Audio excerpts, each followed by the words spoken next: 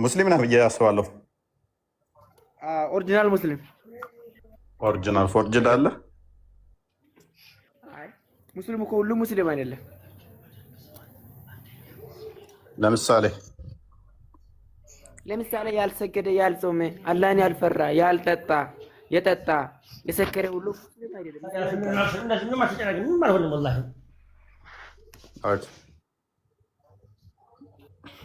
መልካም። እሺ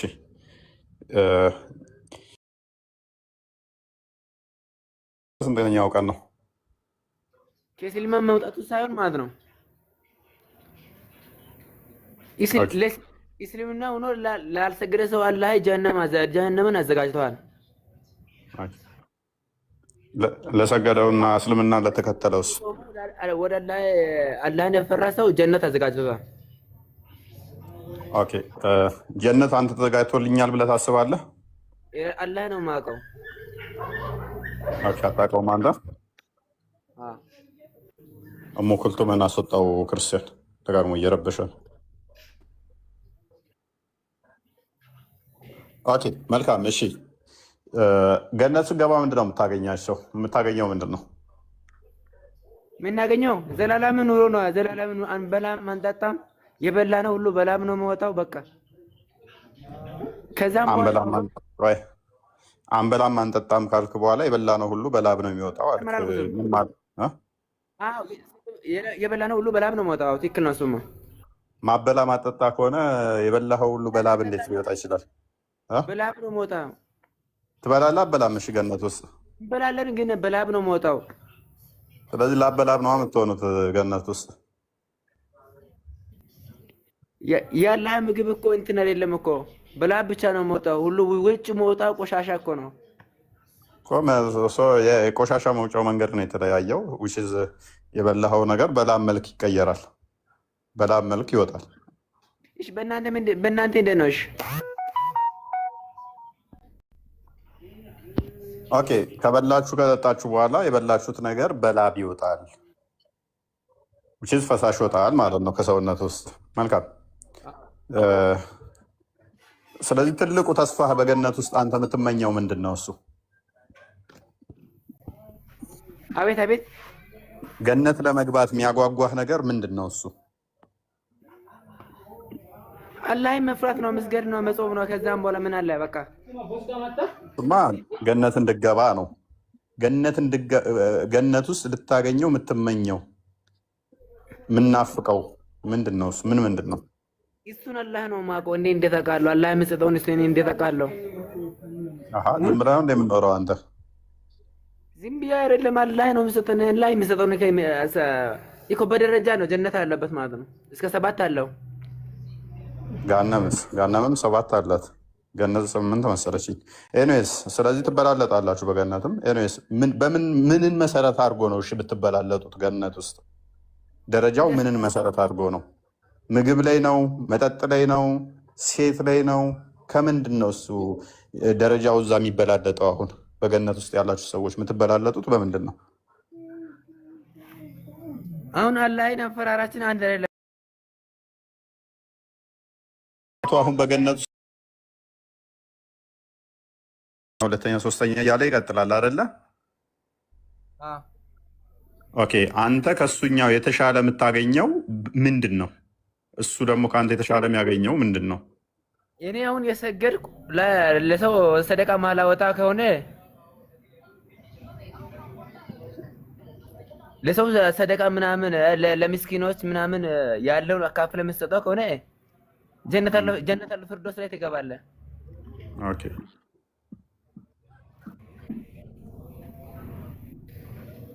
ምናልባት ከፈቀድክልኝ እኔ መመለስ እችላለሁ። ቀጥልሽ። የገነት ደረጃዎች የምትበላለጡት ምን በምታገኙት ነው? አንዱ ከአንዱ የሚበልጠው? ኦኬ ያው ርዕሱን መጀመሪያ የዛሬውን ፕሮግራም መነሻ ውይይቱን ርዕስ ሜቢ ቅድም ትነግረናለህ ብዬ ነበር። ከረፈደ ነው የመጣሁት። ምናልባት ለአሁኑ ጥያቄ መልስ ልመልስና ገነት ላይ ነው አክቹዋሊ። ቀጥል። አሁን ላነሳው ነጥብ ያው እንደ ስራችን ነው። ዋናው ምድር ላይ ወርደን ነው ፈጣሪን ለመገዛት እስከሆነ ድረስ በምንሰራቸው ጥሩ ስራዎች ደረጃዎች እንበላለጣለን። ለምሳሌ የአላህ ቃልን ቁርአንን በትክክል 30 ጁዙን በቃሉ የሐፈዘ 20 ጁዙን የሐፈዘ ከዛም በታች የቀራ ሌሎችን ኸይር ስራዎች በምንሰራቸው ደረጃና መጠን ጀነት ላይ ያለን ቦታ እርከን ይለያያል። ቅድም ላነሳኸው ደግሞ ያው ጀነቱል አዕላ የሚባለው ከፍተኛው ጀነት የሚባለው ጀነቱል ፊርዶስ ነው። ያ ጀነቱል ፊርዶስ ምንድነው? ከሱ በላይ ያለው አርሽ ነው። አርሽ ማለት የፈጣሪ ትልቁ ፍጡር ከዛ በላይ ያለው ፈጣሪ ነው ማለት ነው። እና ከፍተኛው ደረጃ የጀነት ምንጮች የሚመነጩበት የመጀመሪያው መሰረት ከፍተኛው ደረጃ ነው። ይሄ ጀነት ውስጥ ያለው ደረጃ ማለት ነው። ከፍተኛ ስራ ያላቸው እዛ አሉ። ከዛ እንደየስራችን ጀነት ላይ ገብቶ ደረጃዎች ይኖሯቸዋል ማለት ነው። ኦኬ፣ በደረጃዎች ውስጥ ምንድን ነው እሱ ደረጃውን? አሁን ለምሳሌ ቦታው ልዩነት አለው አይደለ? ቦታው ተለያይቷል። ቦታው ዘሴም 7 ሰማይ እንዳለ ሁሉ እንደተነባበረው ኦኬ፣ ደረጃዎች ስቴፕ አሉት። የመጨረሻው ትልቁ ከፍተኛው ደረጃ ጀነቱል ፊርዶስ የሚባለው ነው። ከፍተኛው ደረጃ የመጨረሻው ደረጃ ማለት ነው። ስለዚህ ለየብቻ ከሱ የምትሆኑት ለየብቻ የምትሆኑት አይደለ? እሱ ምንም ጥያቄ የለውም። ለየብቻ ነው የምንሆነው። ኦኬ፣ ስለዚህ ያን ደረጃ ከፍ እንዲያደርግ ያደረገው ምንድን ነው? እሱ ምን ይዞ ነው ያን አንዱ ደረጃ ከአንዱ ከፍ ያበላለጡ? ኦኬ። ዋናው ምድር ላይ የወረደንበት ዓላማ አላህን በብቸኝነት ልንገዛ፣ ያዘዘንን በትክክል ልንታዘዝ፣ የከለከለንን ልንከለከል ነው። ያዘዘንን ልንታዘዝ ስንል ግዴታ የሆኑ ትእዛዛቶች አሉት። ለምሳሌ ኖ እኔ ትእዛዛቶቹ አይደለም። በቃ አሁን ገነት ገብታችኋል። ገነት ነው ያለኸው ብለህ አስብ ራስህ። ኦኬ ገነት ውስጥ ግን እንደዚህ ደረጃዎቹ ተከፋፍለው ተቀምጠዋል። አሁን አንደኛው እዛኛው ጋር ነው፣ አንደኛው እዛኛው ጋር ነው፣ አንደኛው እዛኛው ላይ ነው። አሁን ማለት ይሄ ኦኬ እሺ ቆይ ሰዎቹ ምድር በሰሩት በቃ በደረጃቸው እንደ ደረጃቸው ገቡ። እዛ ውስጥ እንዳንመጣ ምን እዟል ነው አሁን እዛ ምን እዟል? አንዱ ከአንዱ እዛ ምንድን ነው የሚያገኙት? አንዱ ከአንዱ የሚበላለጥበት እዛ መልካም እሺ። ያው ቅድም ላይ አንስቼልህ ነበር። አንደኛ የጀነቱል ፊርዶስ ከፍተኛው ጀነት ከሱ በላይ ያለው አርሽ ነው። አርሽ ማለት ትልቁ ፍጡር የሆነበት ዙፋኑ ያለበት ቦታ፣ ከዛ በላይ ፈጣሪ ያለበት ቦታ ነው። ሁለተኛ ቅድም ላይ ወንድሜን ጠይቀው አልመለሰልህም ነበር። ከፍተኛ ጀነት ውስጥ የምንጠብቀው ነገር ምንድን ነው? ፈጣሪን ማየት ነው። ከፍተኛው ጀነት ውስጥ ብዙ ነገሮች አሉት። ለምሳሌ እንደ እስልምና አሁን እዚህ ቁርአን አያው ላይ ያሉት የተጠቀሱት ነገሮች እኛ ከምናውቃቸው ነው እንጂ ሐዲስም ላይ ባለው ዘገባ ጀነት ውስጥ ያለው እኛ ከምናስባቸው ጆሮ ሰምቶት የማያውቀውን አይን አይቶት የማያውቀውን በልብ ታስቦ የማያውቁት ነገራቶች ብዙ ነገራቶች አሉት። ነገር ግን ሜይ ቢ ቁርአን ላይ አላገኘኝም ማለት ነው። ኦኬ አላገኘኝም። አሁን ኖ ጥያቄን አላገኘው። እሺ በቃ ወደ ጥያቄ ልመልስልና እሺ አንዱ ከአንዱ እዛ የሚበላለጡበት እዛ በያዘው ሜይ ቢ አናውቀውም ከሆነ ኦኬ አይ አለው ችግር የለም። እሺ ጨርስልኝ እኮ ምንድን ነው ምን እዟል? ምን እዟል? ጀነት አንዱ ውስጥ ከአንዱ ካለው ደረጃ ውስጥ ለምሳሌ ጀነቱል ፊርዶስ ውስጥ ያሉት ፈጣሪን ስንት ጀነቶች መመልከት አሉ? አለ። ገነት ውስጥ ስንት ጀነቶች? ፈጣሪ እንመለከት። እሺ ሌሎቹ ማያዩት አለ። ያንን ማያዩት ያዩታል ገነት ውስጥ፣ አለ። ነገር ግን የምናይትበት ፍሪኩዌንት ይለያያል። ለምሳሌ ጀነቱል ፊርዶስ ውስጥ ያሉት ፈጣሪን በየጊዜው የማየት እድሉን ያገኛሉ። ከዛ በታች ያሉት ደግሞ እንደየስራቸው እየቀነሰ ነው የሚመጣው። የሚያገኙትም እዛ ላይ የሚያገኙት እንክብካቤም ሆነ ገነት ውስጥ የሚያገኙትን ነገራቶች ማስረጃ በሙሉ ይኖረዋል። ይቀንሳሉ። ግን ምን አልከኝ? ማስረጃ ይኖረዋል ፈጣሪ መመልከት የሚለው ኖ እሺ ሳይሆን እነኛዎች ጀነተል ፊርዶስ ውስጥ ያሉት በየጊዜው እንደሚያገኙት እነኛዎቹ ጋር ደግሞ እየቀነሰ እንደሚመጣ ከዛ ደግሞ ምንድን ያልከኝ እነኛዎቹ እንክብካቤ የተሻለ ያገኛሉ፣ እነኛዎቹ ደግሞ እንክብካቤያቸው ይቀንሳሉ ብለኛል። ኦኬ እንክብካቤም ድፋይን መደረግ አለበት። እንክብካቤ ስትል ለምሳሌ ምን ማለት ነው? እንክብካቤ ሲባል ለምሳሌ ቅድም ላይ እንዳነሳውል ነው። አሁን ሜቢ የኡስታዝ አስተማሪ ስላልሆንኩ ግዴታ የቁርአን አንቀጾችን አሁን ላልገልጽልህ እችላለሁ። ማለት ቁጥሮችን ይዤ ተዘጋጅቼ ከሆነ ላቀርባቸው እችላለሁ። ግን እንክብካቤ ስንል ለምሳሌ ካነሳውልህ ቅድም የጀነት ከፍተኛ የአትክልት ቦታዎች፣ ፍራፍሬዎች አሉ። ያው የትኛውን ቦታ ላይ ለምሳሌ አንድ ሆቴል ውስጥ ገብተን ወይ ፕሌንም ላይ ስንሄድ ቪአይፒ የምንገባው ክላሶች አሉ። ከዛ ያነሱ ክላሶች አሉ። በዛ ቦታ ውስጥ የምናገኛቸው እንክብካቤዎች ያው የምናውቃቸው ነው። ለምሳሌ የትም ቦታ ላይ ቪአይፒ ክላስ እና ኖርማል ኦርዲናሪ ክላሶች የተለያዩ እንክብካቤ ነው የሚያገኙት። በእንደዚህ መሰረት ከፍተኛው ጀነት የገቡት ሰዎች እና ከዛ በታች የገቡት ሰዎች እንክብካቤያቸው ከላይኛው እየቀነሰ ነው የሚመጣው ማለት ነው። ለእነዚህ ሜቢ የቁርአኑን አያ ሌሎች ውስጥ ከሚያዩ ይዤልህ መምጣት ይችላሉ። ለምሳሌ ጀነት ውስጥ ከፍተኛ ስራ ያላቸው ሰዎች ቁርአን ላይ ጠቅሶልናል። ሜቢ በአማርኛ ነው ልነግርህ የምችለው በጣም ላለው ነገር ግን አላህ በቃሉ ላይ ምን እንዳለን በገነት ውስጥ እነዛ ጥሩ ስራ የሰሩ ሰዎች በገነት ውስጥ ትልቅ ምን እንዳላቸው ለነሱም ጭማሪ ያላቸው ብሎ ቁርአን ላይ ገልጿል። ጭማሪ የሚለውን የቁርአን ሊቃውንት ተፍሲሮች ሲፈስሩት ፈጣሪ መመልከት ነው ብለውታል። እዛም ላይ የሐዲስ ማስረጃዎች አሉ። ከፍተኛው ደረጃ ያሉት ገነት ውስጥ በብዛት ፈጣሪ መመልከት እንደሚችሉ፣ ከዛ በታች ያሉ ገነቶች እንደ ላይኛው ሳይሆን ፈጣሪ መመልከትና እንክብካቤ እንደሚያገኙ ተገልጿል። ስለዚህ በገነት ውስጥ መበላለጥ አለ ማለት ነው። መበላለጥ ካለ ደግሞ ኢተርናል ደስታ የለም ማለት ነው። ስቲል መቀናናቱ ይመጣል ማለት ነው። ከሌ በልጦኛል ከሌ ያልበለጥኩት የሚለው አለ። ፕላስ ደግሞ መታየቱ ከሆነ አርብ አርብ እንደሚገለጥላቸው ነው የማውቀው። አርብ አርብ አይ ቲንክ ይመጣላቸዋል፣ ያዩታል። ዋናው ነገር ግን ምንድነው እሱ ልክ እንደ ኖርማል እንትን አደረጋችሁት። አሁንም ስቲል ገነት ምን ሆነ ማለት ነው የሆነ የተገደበ የሆነ ቦታ ከዛ በኋላ የአንተ ስፍራ እዚች ጋ ነች፣ አንተ እዛ ጋ ነህ። እንግዲህ ኢተርናል የሆነ ነው። ኢተርናል በሆነ ህይወት ውስጥ ዘላለማዊ በሆነ ህይወት ውስጥ አንተ ከዛኛው አንሳሃል፣ በቃ አንተ ከዛኛው በልጠሃል። ከዛ አንተ ዝቅተኛ ነው እንክብካቤ፣ አንተኛው ደግሞ ከፍተኛ ነው እንክብካቤ ተብለ ኢተርናል ትኖራለህ ማለት ነው። በጣም አሰልቺና አስጠሊ ነው የሚሆነው። ኢተርናል ነው ምክንያቱም 100 ዓመት አይደለም 1000 ዓመት አይደለም፣ ኢተርናል ነው፣ ዘላለማዊ የሆነ ነው። ከዛ እንክብካቤ ከዛኛው አንሶ ማለት ነው። ይህ አሰልቺ ነው። ምናልባት ጥያቄ ላንሳ እዚህ ጋር ከፈቀድክልኝ። ቀጥል። ያው የምንሰራቸው ጥሩ ስራዎችና መጥፎ ስራዎች ደረጃ አለው። ለምሳሌ የትኛውን ቦታ ላይ አሁን ሎጂክን መውሰድ ብንችል ክላስ ውስጥ ፈተናውን 100 ከመቶ የደፈነ ተማሪና 80 ከመቶ የደፈነ ተማሪ እኩል ደረጃ የላቸውም። ይሄ ማለት ምድር ላይ የወረድ ነው ፈጣሪን በትክክል ልንገዛ ነው። ምድር ላይ በለፋነው አቻ ነው ሰማይ ላይ የምንመነዳው። ስለሆነ አንድ ቅድም እንዳነሳህልኝ ማስረጃውንም አሁን ባልዘጋጅ ላቀርበው እችላለሁ። ፈጣሪ ከሚያነሳልን ነገራቶች ውስጥ ገነት ውስጥ ምንድነው ቅናት የሚባል ነገሮችን ልባችን ሁሉ ጥሩ ነገር እንዲያስብ፣ ምቀኝነት፣ መቀናናት የሚለውን ነገር ከልባችን ላይ ያጠፋልናል ፈጣሪ ገነት ውስጥ ስንገባ ማለት ነው። እኔ ማለት እኔ በማገኘው ምንዳ አሁን ምድር ላይ እኔ የተሻለ ህይወት ምኖር ከሆነ ከኔ ያነሰ ህይወት የሚኖረው ሰው እኔ የተሻለ ህይወት ስለምኖር በሚያገኘው ነገር ደስተኛ አይሆንም፣ ያለውን ነገር ከኔ ስለሚያነጻጽር ማለት ነው። ገነት ውስጥ ግን ይህን አስተሳሰብ አላህ ከልባችን ላይ ያነሳልናል። ስለሆነ እኔ በማገኘው ደስታ ከኔም በላይ በሚያገኘው ደስታ አልመቀኝም። የማየው የራሴን ብቻ ደስታ ነው ማለት ነው። ገነት ውስጥ ከሚነሱልን ነገሮች ይሄ ነው። ሁለተኛ ለአንተም አሁን ጥያቄ የማቀርብልህ ጥያቄ አለኝ። ምድር ላይ ሁሉም ለፍተዋል። ገነት የሚገቡ እኛ ጋር ገነት ላይ ገቡ የሚችሉ ሰዎች እነማን ናቸው ብለህ ብትጠይቀኝ በአላህ ላይ ያጋሩ ሰዎች ለገነት ከነሱ እርም ናት።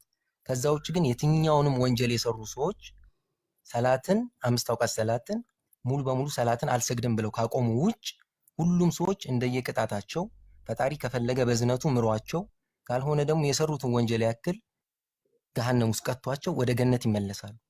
ሁሉም ሙስሊሞች ገነት ይገባሉ ከሱ ያላጋሩት ሲቀሩ፣ ያጋሩት ግን ዘውታሪ ናቸው ማለት ነው።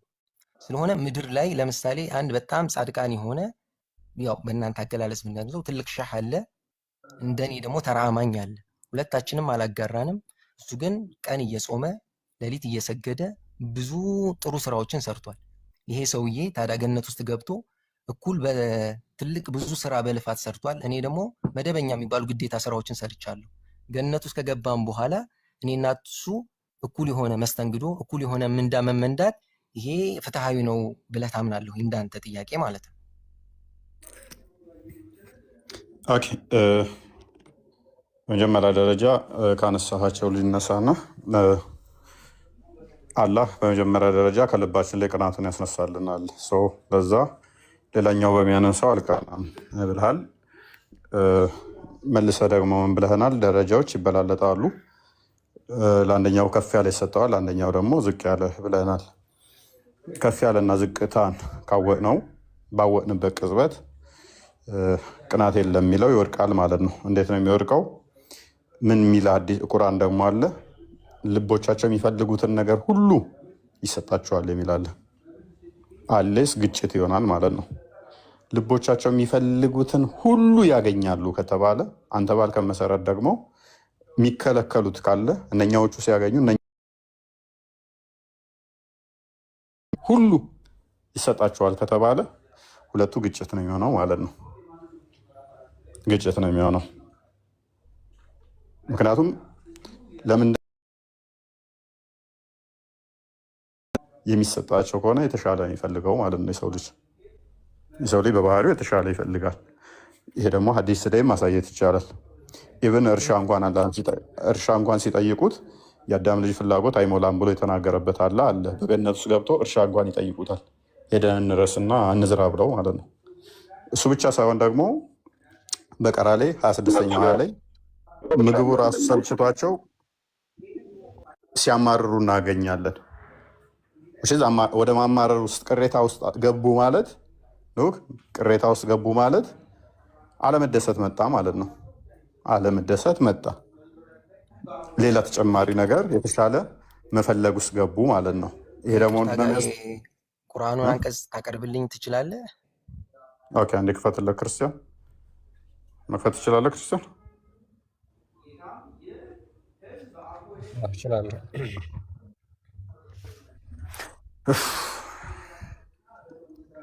ብይታ አለው። ኦኬ፣ አሁን ጥሩ ነው። እነዚያ ያመኑትና መልካሞችንም የሰሩትን ለነሱ ከስሮቻቸው ወንዞች የሚፈሱባቸው ገነት ያሏቸው መሆኑን አብስራቸው። እነዚህ ገነት ስለሚገቡ ሰዎች ነው። ገነት ስለሚገቡ ሰዎች ከእርሱራ ምን ውሃዎች ስለሚፈሱላቸው ሰዎች አብስራቸው። ከእርሷ ከፍሬ አይነት ሲሳይን በተመገቡ ቁጥር ፍሬዎቿ ስለሚመሳሰሉ ይህ ከአሁን በፊት የተመገብነው ነው ይላሉ። ምን ይላሉ? እየተደሰቱ ነው? ቅሬታ እያቀረቡ ነው? እዚህ ጋር ጥሩ ያው ሱረቱል በቀራ ላይ ነው። ሜቢ ተፍሲሩን ገብተህ አላነበብክ ይሆናል እንጂ ምንድን ነው የሚለው እዚህ ላይ ወኡቱ ቢሂ ሙተሻቢሃ ይላል። ተመሳሳዩ ስለቀረበላቸው ከዚህ በፊት ቆይ አንዴ፣ ተፍሲሩ እንደዛ አይደለም። እሺ ቀጥል። ኦኬ እኔ ልጨርስና አንዴ ሜቢ ስለተማርኩት ይህን ትምህርት ለማስረዳት የቻልኩትን ለማስረዳት ልሞክር። ዋናው መማማር ስለሆነ ማለት ነው። እዚህ ላይ የሚጠይቁት ጥያቄ ምንድን ነው? እንዳተባለው ቁርአኑ ላይ ከስሮቻቸው ወንዞች የሚፈርሱ አትክልቶች ይቀርቡላቸዋል። በዚህን ጊዜ የምድር ሰዎች ምን ብለው ይጠይቃሉ? ከአሁን በፊት የተመገብነው ይላሉ። እነርሱም ተመሳሳይ ሆኖ የተሰጡት የሚለው ጋር ሜቢ ኢብን ከሲር ተፍሲር ላይ ገብተህ ካየኸው የሚቀርብላቸው የጀነት አትክልቶች እንደተገለጸልን ምድር ላይ ያሉትን አይነት ተመሳሳይ ናቸው። ለምሳሌ ሙዝ ከሆነ ተመሳሳይ ሙዝ፣ ብርቱካን ከሆነ ተመሳሳይ ብርቱካን ነው። ነገር ግን በጣም ይለያሉ፣ በጣም ይለያሉ። ይህም የሆነበት ጥበብ ምንድን ነው? አንድ ሰው የማያውቀውን ነገር ለመቅመስ ኢንተረስትድ አይደለም። ለምሳሌ እኔ የማላውቀውን ፍሬ ቢቀርብልኝ ያንን ነገር ለመቅመስ ይጣፍጥ ይሁን ከዚህ በፊት ይመር ስለማላውቀው ለዛ ነገር ጉጉት የለኝም። ነገር ግን የማውቀውን አይነት ምግብ ቀርቦልኝ ጣዕሙ የተለየ ነገር መሆኑን ካወቅ ያንን ነገር ስለማውቀው ከዚህ በፊት ስለማውቀው ምን አይነት ጣዕም ይኖረዋል ብዬ ለመሞከር እጓጓለሁ። እና እዚህ ላይ የገነት ሰዎች ይህን ጥያቄ ያቀረቡት ምንድነው? ምድር ላይ በመልክ የሚያውቋቸውን አትክልቶች ነው የቀረቡላቸው ገነት ላይ። በዚህን ጊዜ ምድር ላይ እነዚህን እኮ አትክልቶች እናውቃቸዋለን ብለው ይጠይቃሉ።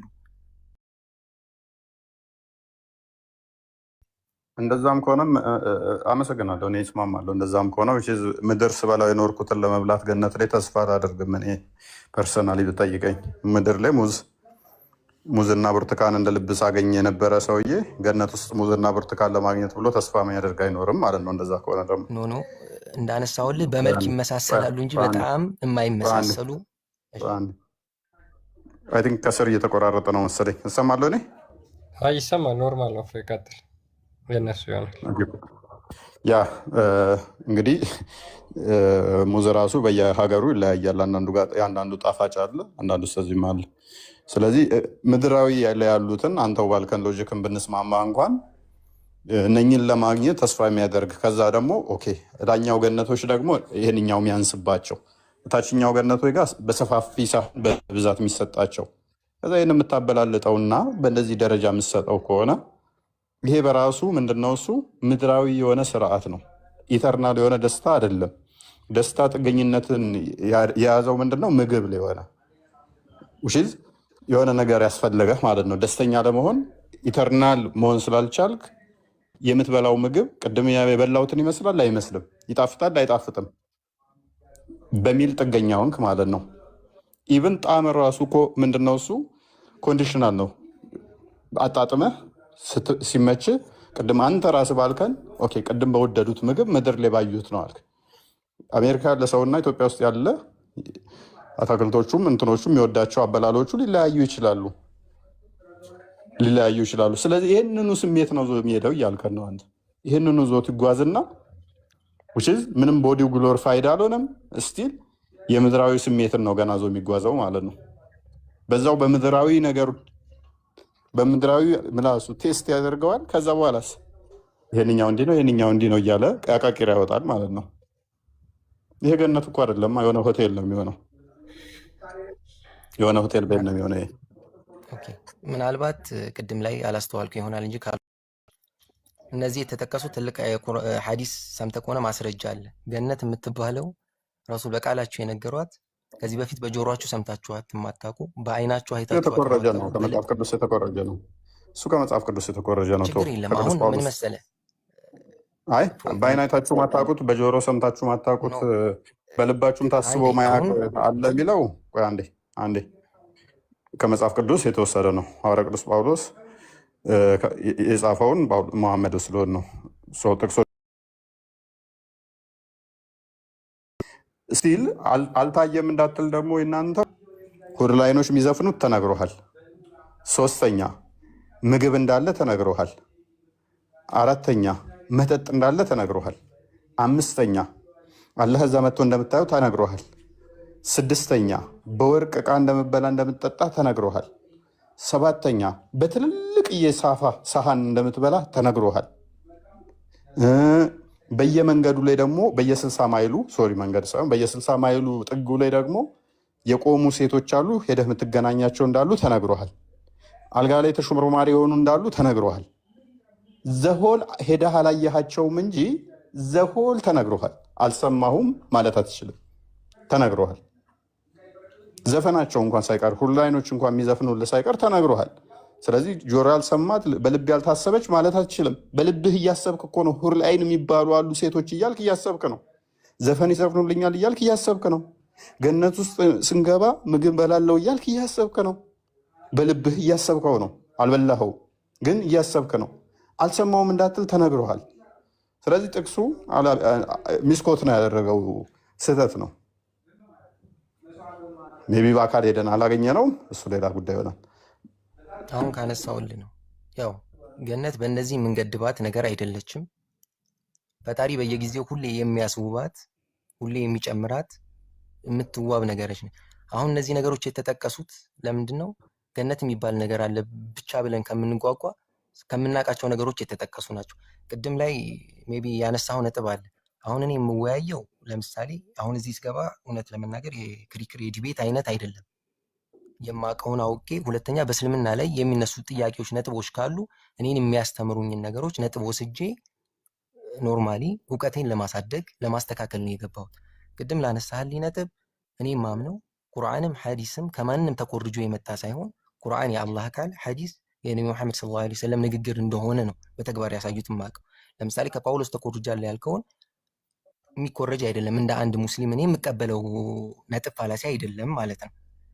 በቃ የነገሩንን ይዘነው የምንሄደው ነጥቦች ናቸው እነዚህ ነጥቦች። አሁንም የቁርአኑ አያት ላይ ማብራሪያው ላይ እንደሰጠው ውስን የሆኑ ነገሮች ተነግረዋል ገነት ላይ። እነዚህ ነገሮች የኛን ኖርማሊ ስለ ገነትን ያለንን እሳቢያችንን እንድንጠነክር ነው እንጂ ገነት ከምናስባት በላይ የሰፋች ትልቅ የሆነች ነገር ናት ማሰብ የምንችለው ማለት ነው። ከሁሉም ነገር ደግሞ ገነት ውስጥ ከሚያስገባን ከትልቁ ከምንዳዎች ሁሉ ምንዳ ምንድነው? ፈጣሪ ማየት ነው፣ እንደኛ ማለት ነው። ፈጣሪ ማየት ነው። አላህም በቁርአን ላይ ይጠይቃችኋል የምትፈልጉትን ነገር ሰጥቷችሁ አይደል እንዴ ሲል፣ ሁሉን ነገር ሰጥተህናል በቅቶናል ሲል ምን ጭማሪ ትፈልጋላችሁ ይላሉ። በዛን ጊዜ አንተም ማየት ይጠይቃሉ።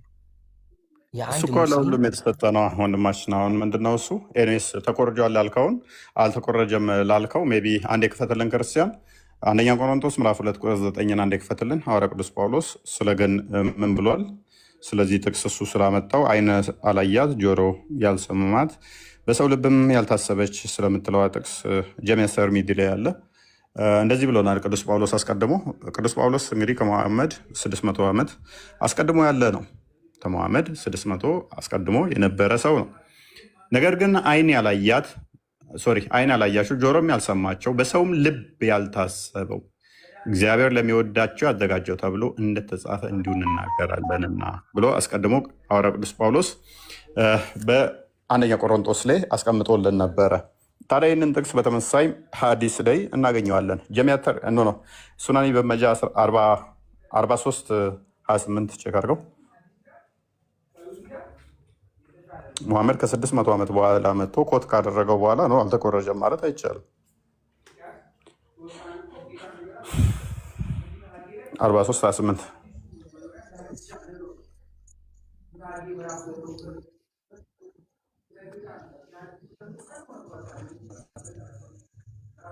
ኦኬ፣ ቀጥል አንብቦ።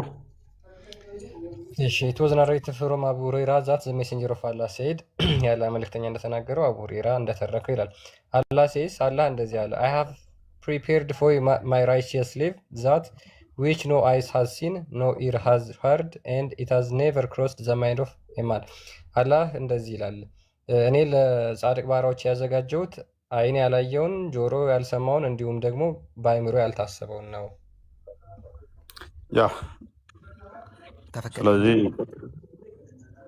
ቀጥል። ሀሳብ ባነሳ ምናልባት ነቢ ሙሐመድን ያው ታሪክ አንብበ ሊሆን ይችላል። ነቢ ሙሐመድ ማለት ማንበብን መጻፍን የማይችሉ ነብይ ናቸው እና ማንበብን መጻፍን የማይችሉ ነብይ እንዴት ሜቢ ካነሳህልኝ ነጥብ ኮርጆ ሊጽፉት ይችላሉ ብለህ ታስባለህ? ትልቁ ፈጣሪ ነቢ ሙሐመድን ከላከባቸው ነገሮች ጥበባት አንዱ ማንበብን መጻፍን የማይችሉ ይህንን አንተም ታውቀዋለህ። አይ እኔ አላውቅም፣ አንተ ነው የምታውቀው። አንድ ሰው ለመኮረጅ የግድ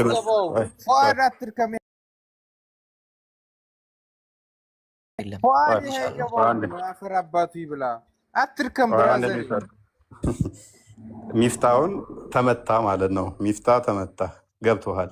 ኤኒዌይስ ፉአድ ለመኮረጅ የግዴታ መጻፍና ማንበብ ብቻ ነው ያለህ ማን ነው እሱ?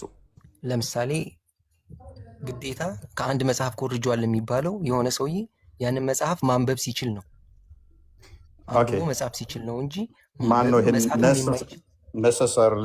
ነሰሰርሊ መጽሐፍና ማንበብ ማይችል ሰው መኮረጅ አይችልም ያለህ ማን ነው? በምን አይነት መልኩ መጽሐፍና ማንበብ የማይችል ሰው ከሌላ መጽሐፍ እንዴት ሊኮርጅ ይችላል? ለምሳሌ በመስማት ይኮረጃል። ይህንን ነገርኩ። ለምሳሌ አንተ አሁን አላነበብከውም ይሄንን። ስለዚህ እኔ ስናገር ከሰማ አንዴ ህልመኛው ፕሊስ ጣልቃ አትግቡ፣ ጣልቃ አትግባ። ቆይ ፕሊስ ሙሐመድ እንደሚጽፍና እንደሚያነብ አሳያለሁ። ኔክስት እንደሚጽፍ አሳያለሁ። ግን ፎርሴክ ኦፍ አርጉመንት ግን ሰማለሁ። አይጽፍም ብዬ ልስማማለህ። እንደሚጽፍ አሳያለሁ፣ እንደሚያነብ አሳያለሁ። ግን ለመኮረጅ ነሰሰርሊ መጽሐፍና ማንበብ ብቻ ነው ያለህ ማን ነው? አሁን እዚህ ጋር ምናልባት በአንተ ሀሳብ ልስማማ ብዬ ነው እንጂ ኖርማሊ የሚያስኬድ አይደለም። አሁን ምን ብዬ ልንገርህ፣ ከድሮ ቀድሞት መጣ እሱ ቆይ አሁን እኮ የለው አንተ አርጉመንትን የገነባኸው ምንድን ነው? እሱ ሙሐመድ አልኮረጀም ለማለት ሙሐመድ መጽሐፍና ማንበብ አይችልም የሚል ፐርሚስ እዛ ላይ ነው የገነባኸው። እኔ ደግሞ ነገር ግን ማን ነው መጽሐፍና ማንበብ ማይችል ሰው መኮረጅ አይችልም ብሎ ያለ ማን ነው? ትክክል። አሁን እያነሳ ያለው አርጉመንት የፋለሲ ሀሳቦችን ነው። እኔ አሁን እምልህ ምን እንደሆነ ልንገርህ። ምን አይነት ፋላስ ሰራው? ምን ፋላስ ሰራው? አንዴ እኔ ማነሳቸው ነጥቦች ቆይ ፉአድ፣ ምክንያቱም ከስር ከ1000 ሰው በላይ አለ። ይሄንን እንግሊዘኛውን ከነ ያላነበበ አለ። እኛ ስንላውን ሰምተዋል። አይን አላያት ጆሮ ያልሰማት በሰው ልብም ያልታሰበች እግዚአብሔር ለወዳጆቹ ያዘጋጀው ምትለውን ስናገር ሰምቶ ሰው አይኮርጅም ማንበብና መጻፍ ማይችል ከሆነ ኖ መኮረጅ አችልም ብሎ መዝጋት ውጪዝ ስህተት ነው። መጻፍና ማንበብ እንኳን ባይችል አንድ ሰው ከሰማ መኮረጅ ይችላል። የሰማውን ነገር መኮረጅ ይችላል። ቁርአን ላይ ደግሞ በተመሳሳይ ሙሐመድ ጆሮ ይሉት ነበር። ታውቃለህ ብዬ አስባለሁ። ጆሮ ማለት ጆሮ ጠቢ ወይንም ደግሞ አድማጭ ነገሮችን የሚሰማ ማለት ነው። ጠባሪ ላይ በደንብ ያስቀምጠዋል። ይህን ለምንድን ነው ያሉት ሲባል እየሄደ ከመጽሐፉ ሰዎች ያዳምጣቸው ነበረ። ስለዚህ የሚያዳምጥ ከሆነ መኮረጅ ደግሞ ሲምፕል ነው። ስለዚህ አንተን አርጉመንት አሁን ዲቨሎፕ አድርገው መጽሐፍና ማንበብ ማይችል ሰው መኮረጅ እንደማይችል አንተ አሳምነኝ። አሁን እዚህ ጋር ማነሳልነትም ማለት ነው እንደ ሙስሊም አሁን ጥያቄ ሳቀርብ ቁርአንና ሐዲስ ማስረጃዎች አሉ። ለምሳሌ ሐታ የሐዲስ ማስረጃዎች አላህ ምን ይለናል? ኢን ሁወ ኢላ ወህዩን ዩሃ ይላል። እሱ ከሚወርድለት ወህይ ውጭ ሌላ ነገር የሚናገር አይደለም። ሐታ ቁርአን የአላህ ንግግር ነው። ነገር ግን ሐዲስ በእሳቸው በወህይ መከለ የተነገረ ንግግር ነው። ከእሳቸው ከራሳቸው የሚያመነጩት ምንም ነገር የለም። ነቢ ሙሐመድ ሩጃል የሚለው ሐዲስ እኔ አልቀበለውም። ለምሳሌ እንደ አንድ ሙስሊም ቁርአንና ሐዲስ ቁርአን የአላህ ንግግር ነው፣ ሐዲስ ነቢ ሙሐመድ ተግባርና ንግግር ነው ብዬ ነው ማምነው። ከእንትና ኮረጁ አልኮረጁ አሁን ለምሳሌ እንደ ሐሳብ ነው እንጂ ማንበብና እንትን የማይችል ሰው አይኮርጅም የምልህ ይኮርጃሉ የምንል አይነት ሐሳብ ያለን ሰዎች አይደለም። እንደ ሙስሊም እንደዚህ አይነት ሐሳብ ማንሳት አሁን የመጀመሪያ እንዳካሄድ ስህተት ነበረ።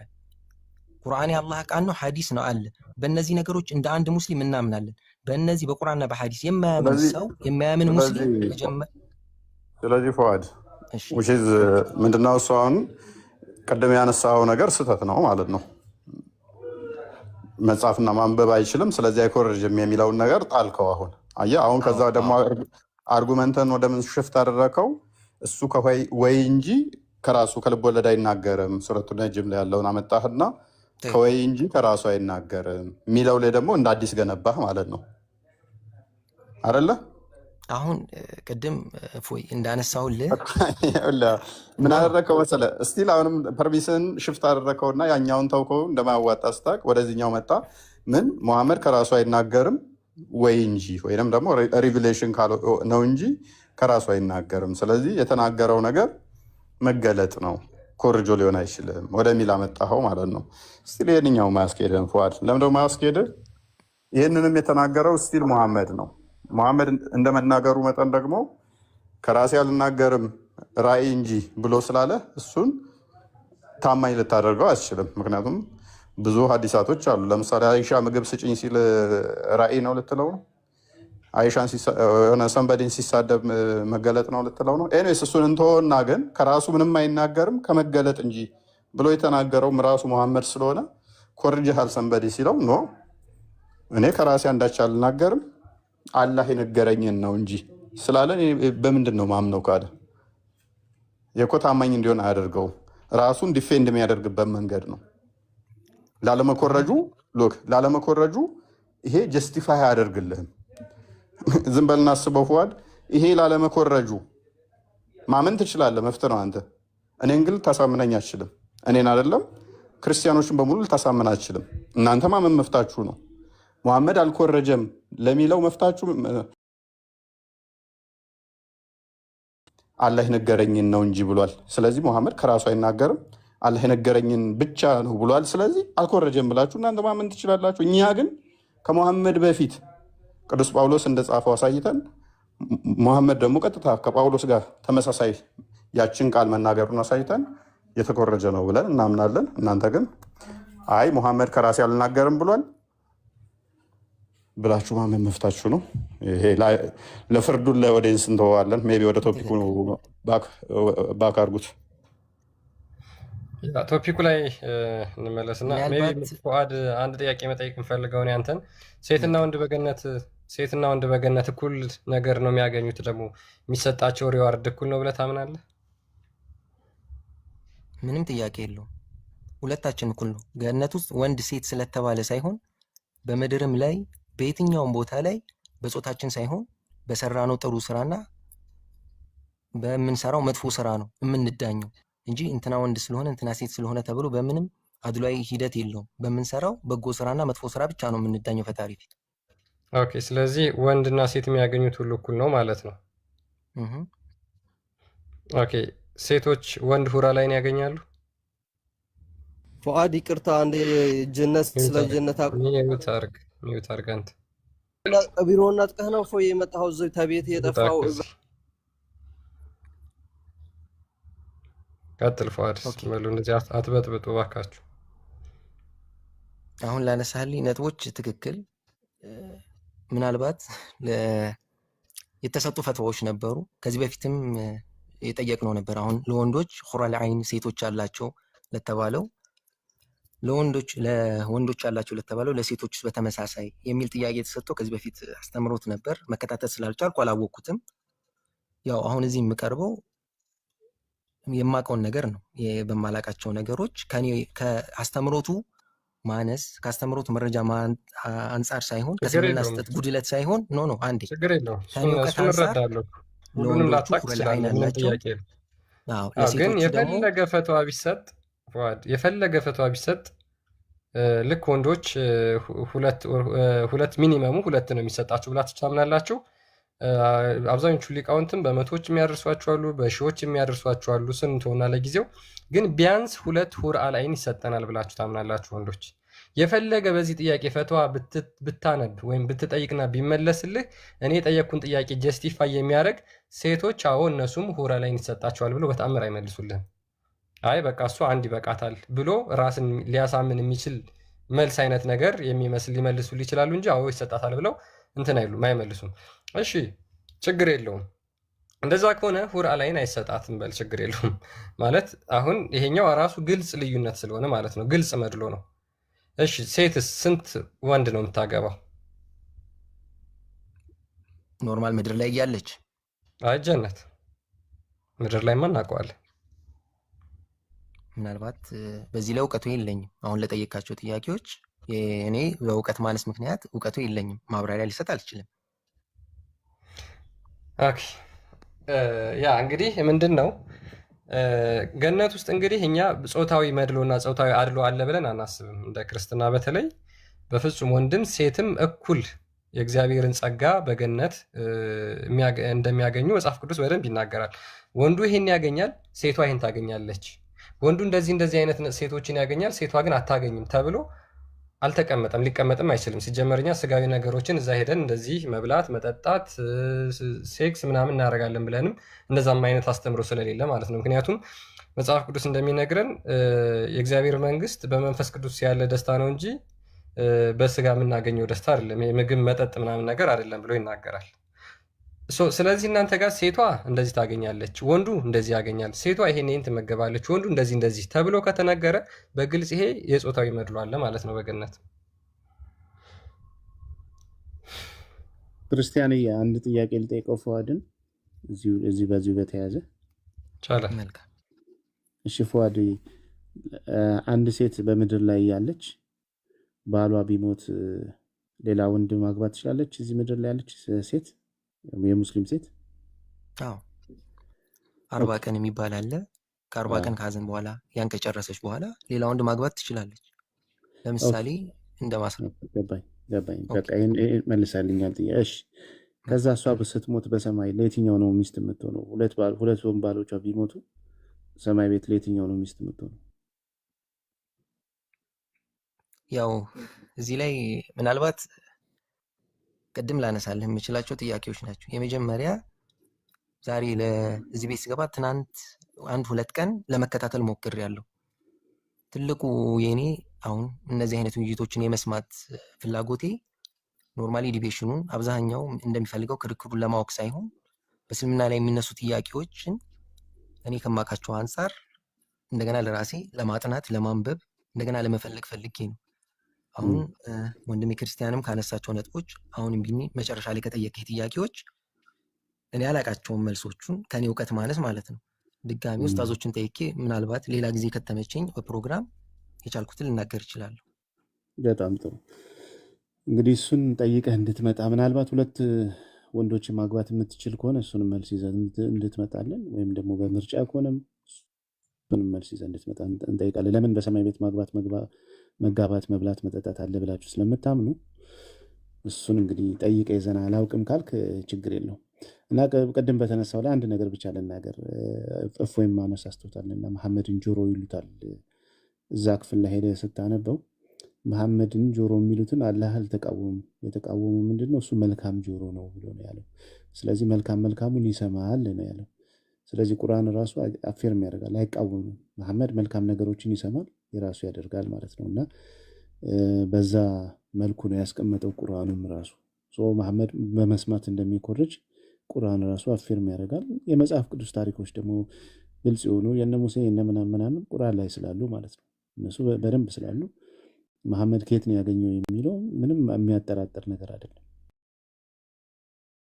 ታሪኮቹ አስቀድመው ከሱ በፊት ያሉ ታሪኮች ተደግሞ እሱ መጽሐፍ ላይ ከተገኙ መወሰዳቸው ከሆነ መጽሐፍ መወሰዳቸው ግልጽ ነው። ይሄ ብዙም ምርምር የሚያስፈልገው ስላልሆነ ማለት ነው። እና ቁርአንም ይሄም አፌርም ያደርጋል። ሄደህ ቼክ ማድረግ ትችላለህ። መልካም ጆሮ ነው ብሎ አላህ አፌርም ስላደረገው መልካሙን ይሰማል ነው፣ ክፉን አይሰማም ነው እንጂ መልካሙን ይሰማል ነው ብሎ የተናገረው አላህ ራሱ ማለት ነው። መልካም። ምናልባት እፎይም ከፈቀዳችሁልኝ 2 ደቂቃ ካለ አንድ መልእክት ባስተላልፍ ደስ ይለኛል። እውነት ለመናገር የምትሰሩትን ስራ ያው እንደ አማኝ ማህበረሰብ እንደሌላ የምቃወመው ነገር አይደለም። እኔ እውቀት ቢኖረኝ እንደ ኖርማሊ እንደ ጀነራል አሁን የምትሰሩትን ስራ ነው እየነገርኳችሁ ያለው። የትኛውም አማኝ እናንተ ዛሬ እስልምና ላይ ስተት አለ ብላችሁ ሌላ መጣራት የፈለጋችሁት እናንተ እውነተኛ መንገድ ላይ ስለሆናችሁ ብላችሁ ስለምታስቡ ነው። ወደ ትክክለኛው መንገድ ኑ እያላችሁ ነው። እኔም በአውቅ ኑሮ እውቀት ቢኖረኝ በተሻለ ሌሎችን አማኞችም ተመሳሳይ ወደ ትክክለኛው እምነት ኑ፣ ይሄ እምነት ስህተት ነው ብዬ ልናገር እችላለሁ። ምናልባት 1-2 ዲቤሽኖች ብዙ ቦታዎች አገኝቻለሁ። እንደው እንደ ወንድማዊ ምክር የምሰጣችሁ የሚነሱትን ነጥብ እኔ ለምሳሌ እናንተ እስልምና ላይ የምታነሷቸውን ስህተቶች እንደ ስህተት ብታነሷቸው፣ እንደ ስህተት ማለት ይሄ ስህተት ነው ብላችሁ አስተምሮቱን ብቻ ብትሰጡ፣ አብዛኞቻችን እያየን ማህበረሰቡን እልክ ውስጥ የመጋባት የመገፋፋት አይነት ስሜት ውስጥ እየገባ ከዛ ርቆ ትክክለኛ አስተምሮቱ ስህተት የሆነውን አስተምሮት አሁን እንዳነሳችሁት ነጥብ ብታነሱ የትኛውም ሰው ተመርቶ የመምረጥ ጉዳይ ነው። ከዛ በኋላ እኔ ለምሳሌ እስልምናን ትንሽ ካወቅኩ በኋላ ከትንሽ ጊዜያት በኋላ ስለ ክርስትና ደግሞ ማንበብ እጀምራለሁ። ያን ጊዜ ነገሮችን አመዛዝኜ የማልቀበልበት የትኛውን እምነት ምክንያት የለም። ለምን? ፈጣሪ አእምሮን ሰጥቶኛል። እና የምትሰጡትን አስተምሮት ያው ከእንትን ለማለት አይደለም። ስህተቶችም ከተገኘ ስህተቱን ስህተት ነው ብለን ብናቀርብ ከዛ ያለፈ ነገሮችን ሌሎችን አማኞችን በማይጎዳ መልኩ ብናረግ የተሻለና ሰላማዊ የሆነ የመማማር ሁኔታ ይኖራል ብዬ ስለማስብ በዛ ሁኔታ ብትቀጥሉበት የሚል አስተያየት ነው። አመሰግናለሁ። እሺ ፉአድ እናመሰግናለን። ኦኬ እፎይ ቀጥል። ኦኬ ያ ሜቢ እናመሰግናለን ፉአድ። ያው አንዳንዴ ስሜታዊ ልትሆን ትችላለህ ሰው ስትሆን እንጂ በተሻለ መጠን ጤናማ ሰው ሲገባ ከጤናማ ሰው ጋር እንዲህ ማውራት ይቻላል። እና ለአስተያየት እናመሰግናለን። ሜይ ቢ በዚሁ ጋር በተያያዘ እኛ ጋር ጥያቄ ካለ ማንሳት ትችላለህ። ከገነት ጋር በተያያዘ መፍት ነው። አመሰግናለሁ። እሺ ሚፍታ መቀጠል ትችላለህ። ሚፍታ ፉአድ ያኛው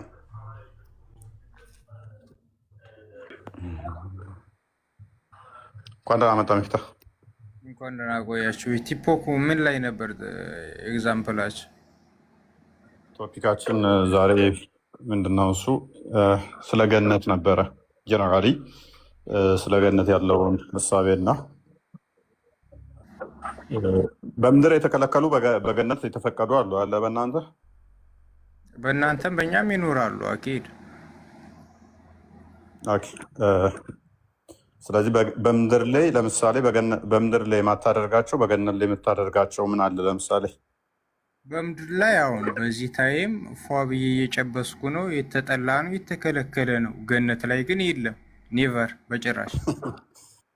የተከለከለ ነው እየጨበስክ ከሆነ እኮ እዚህም አንድ ከፈጣሪ ጋር ያጣላኛል አምናለሁ። ታዲያ እኮ እኔ ታልኩ ጋር አይገናኝማ። ኦልሞስት ተሃል እኮ ህጉን። ምናልባት ኦቨር ወጥቶ ይሆናል ፎይ አሁን ያልኩህ ምን እንደሆነ ታውቃለህ? በምድር ተከልክለ በሰማይ የተፈቀደልህ ስለ አንተ ደግሞ እዚህ ፏ ብዬ እየጨበስኩ ነው አልከኝ። ምክንያቱም ሁላችን ከካሜራ ጀርባ እየጨበስን ነው። ይህን ታውቃለህ ጠንቅቀህ ብሮ። ሁላችንም ስህተቶች ሊኖሩን ይችላሉ። ኤኒዌይስ ግን አስተምሮቱን ነው ፐርሰናል ግለሰቦች ሳይሆን ብራዘሪ ሳያውቁ ያጠፉ ብፁዓን ናቸው ይላል አይደል? አይልም እንደዛ የሚል የለም። ሳያውቁ ሳታውቅ አጥፍተህ ብፁዕ እንዴት ትሆናለህ? ልበ ቀናዎች ናቸው ብፁዕ የሚሆኑት ሰዎች የሚያስታርቁ ብፁዓን ናቸው ነው የሚለው ለአለማዋሸቱ እንጂ እዚህ ጋር እፎይ ምን አለ መሰለህ የ8 ዓመት ጓደኛዬ ክርስትና እምነት ተከታይ ነች፣ እኔ ደግሞ እስልምና ተከታይ ነኝ። 8 ዓመት እስካሁን ጓደኝነት ላይ ነን። መሀል ስለዚህ ልቤ ንጹህ ነው እያልክ ነው? ልቤ ንጹህ ነው ብዬ አላምንም። ምክንያቱም ሰው ነኛ። ከእኔ በላይ ሀያል ንጹህ ፈጣሪ ነኝ አልክ እኮ። ያመጣኝ ማቴዎስ ወንጌል ምዕራፍ 5:8 ጠቀስክና እኮ ብፁዓን ናቸው አልክ። ብፁዓን የተባሉት ደግሞ ልበ ንጹዎች ብፁዓን ናቸው ነው የሚለው ስላለች ነው ይህን ጥቅስ ያልኩህ። የለም ብለህ የነበር ቅድም ላይ፣ አሁን ላይ ደግሞ አላልክ። ገብተዋል አይደል? አንተ እንትን ነው ያልከው። ጥፋት የሚያጠፉ ብፁዓን ናቸው አልከኝ። ጥፋት የሚያጠፉ ሳይሆን የሚለው ልበ ንጹዎች። እኔ ንጹህ ነው ብዬ አላስብም። እኔ የመጨረሻ ርካሽ ሰው ነው። ገብተዋል። ምክንያቱም በእስልምና ምን አለ መሰለ የሚያስጠላ ሙድ ጨብሲ ምናምን ላተቀረቡ ነው ያለው፣ እንዳትቀርቡት ነው ያለው። በእናንተ ደግሞ አትስከሩ እንጂ ጠጡ የሚል ህግ አለ ምናምን መሰለኝ ነው ያልኩህ። አይደለም ያ መጠጥኛ ጋር ምን አለ መሰለ ይላል አፉ። አይ ባጠጣ ጥሩ ነው ይመከራል። ነገር ግን ስለ ሆድ ህመም እንደዚህ ደግሞ ቆይሽ መጠጥ ያለውን እኛ ጋር ያለውን ልንገርህ። በመጀመሪያ ራስን አትናቅ። ዝቅ ማድረግ ራስን ጤናማ ቢሆንም ራስን መውቀስና መስደብ ግን ጤናማ አይደለም። እኛ ምን እናምናለን? በእግዚአብሔር አምሳል የተፈጠርን ገዢ ተደርገን የተፈጠርን ነን። ራሳችንን ቆይ አንዴ ገዢ ነን። ለፍጡራኖች የትኛውንም እንስሳ ምንገዛ ነን። እኛ ጭንቅላት ተሰጥቶናል ከሌላ ተገዥንን ለአንድ ስብሃነሁ ወተዓላ ለአላህ ስብሃነሁ ወተዓላ የምንገዛው ለፈጣሪ ተገዥ ብትሆንም አንተ ደግሞ ለፍጡራኑ የበላያቸው ነህ። አንተ ጠባቂያቸው፣ አስተዳዳሪዎቸው አንተ ነህ። አንተ ነው የምታስተዳድራቸው፣ የምመራቸው አንተ ነህ። አሁን እነሱን ጠባቂያቸው ሆነሃል። ስለዚህ ራሳችንን ሞርክታይዝ ማድረግ የለብንም። ጥፋት ካጠፋን እንኳን መመለስ ነው። ነገር ግን መጠጥ ሌላ አነሳኸው። ስለ መጠጥ ከሆነ እኛ ጋር ስለ ሆድ ህመም አንደኛ ጢሞቴዎስ ምዕራፍ 5 ላይ ነው የተነገረው። አንደኛ ጢሞቴዎስ ምዕራፍ 5 ቁጥር 23 ላይ ስለ ሆድ ህመምህ ወይም ስለ ሆድ በሽታ ጥቂት የወይን ጠጅ ጠጣ የሚል አለ። ልብ በል፣ ስለ ሆድ ህመምህ ትንሽ የወይን ጠጅ ጠጣ ተብሎ ተነግሯል። ያውን በምድር ነው የተባለው፣ በምድር ነው። ነጋ ጠባ ጠጣ። እሺ ጠጣል። ያው ከጠጣህ መስከረህ አይቀርም። ግን ከጠጣህ ብሎ ኔክስት ያስቀመጠው መስፈርት አለ። ያው ስጠጣ መጠን ነገረህ እኮ መጠን ነገረህ። ስለ ሆድህ በሽታ ብዛት ጥቂት ከተባልክ ስከር ማለት ነው እንዴ? ጥቂትን የወይን ጠጅ ጠጣ። ጥቂት ነው ጠጣ የተባልከው። ጥቂት ከተባልክ ልመጠን ግድ ይልሃል። አይምሮ አለ። ከሰከርክ ደግሞ ኃጢአት ነው ብሎ አስቀምጦልሃል። ገላትያ 5:19 ላይ ስካር ኃጢአት ነው ብሎሃል። ስለዚህ ጥቂት ጠጣ። ለምንድን ነው ጠጣ ያለህ? ስለ ሆድ ህመም ነው። ለምንድን ነው ታዲያ የተባለው ከተባለ ካስታወስክ የዛሬ 2000 ዓመት ተሆና ሜይ ቢ አንተ 20 ዓመቶችን የጨረስክ ተሆንክ ኢትዮጵያ ውስጥ አስባቸው። ከዛሬ 10 ዓመት በፊት ምን ያህል ሆስፒታል አለ? ምን ያህል ጤና ጣቢያ አለ? ትንሽ ነበረ። ስለዚህ ድሮ ላይ አልኮልን እንደምን ይጠቀሙታል መሰለ? እንደ ማደንዘዣ ይጠቀሙታል። እንደ ሆድ ህመም ማደንዘዣነት ይጠቀሙታል። ወይን ደግሞ ካየ ሜይ ቢ ሳይንሱ የምታውቀው ከሆነ ከፍተኛ የሆነ አንቲኦክሲዳንት አለው። በተለይም ሬድ ወይን በመጠኑ መጠጣት ለሆድ፣ ለልብ፣ ለአንጀት እንደዚህ ጤና በጣም በትንጡ ጤናማ ነው። ምክንያቱም ሊፒድህን አንቲ ኢንፍላማቶሪ ነው። የእብጠት ጸረ እብጠት የሆነ እንትን አለው። ስለዚህ ለዛ ከፍተኛውን አንቲ ኦክሲዳንት ስላለው ጠቃሚ ነው በሳይንሱም ማለት ነው። ከዛ አንጻር ሪከመንድ አድርጎታል ማለት ነው። ሪከመንድ አድርጎታል። እንደዛ ከሆነ እፎይ እኔ ጨብሲ ምርጫዬ ነው። እየጨበስኩ እኖራለሁ። ግን ስጨብስ ከፈጣሪ ጋር መጣላት አልፈልግም። ግን ምንድነው እሱ ከመጠጡ ጋር ከእናንተ ጋር የሚነሳው ምን ይነሳል መሰለ? በገነት ውስጥ ይኸውን እኛ በምድር ላይ ነው ለህመም እንድጠጣ የታዘዝከው። ለህመም እፎይ እኔ እዚህ ጋር ምን አለ መሰለህ ብራዘር፣ የ9 ዓመት ፍቅረኛ ክርስትና እምነት ተከታይ ነች፣ እኔ እስልምና ነኝ። አልሐምዱሊላህ። ግን አንድ ቀን ክርስቲያን አስብላትም። በቃ እሷ ፍቅር ውስጥ ከገባች ክርስቲያን አትባልም። እሷ ወታለች ከክርስትና ኦልሬዲ። የዲያቆን ልጅ ነች፣ የትልቅ ሰው ልጅ ነች። ሁሌ ብዙ ነገር ወጣለች። ክርስቲያን አትባልም። አለው ብትልም ወጣለች። የዲያቆን ልጅ ነች። እፎይ በጣም ጎበዝ ተማሪ ነች። የዲያቆን ልጅ ወጣለች። በቃ አልወጣሁም ብትልም በእኛ ልንገርህ፣ በእናንተ ከሌላ ጋር ከተጋባች ወይም ግንኙነት ከጀመረች ኮምፕሌትሊ ከክርስትና ትወጣለች። ምንም አላደረግም። ሴክሹዋል ኢንተርኩስ እስካሁን 9 ዓመት ኦልሬዲ ጀስት እናወራለን። መልካም እስካላስጠመቀች ድረስ እስካልመለሰች ድረስ ትዳር ውስጥ ከገባች ከክርስትና ኮምፕሊትሊ ትወጣለች።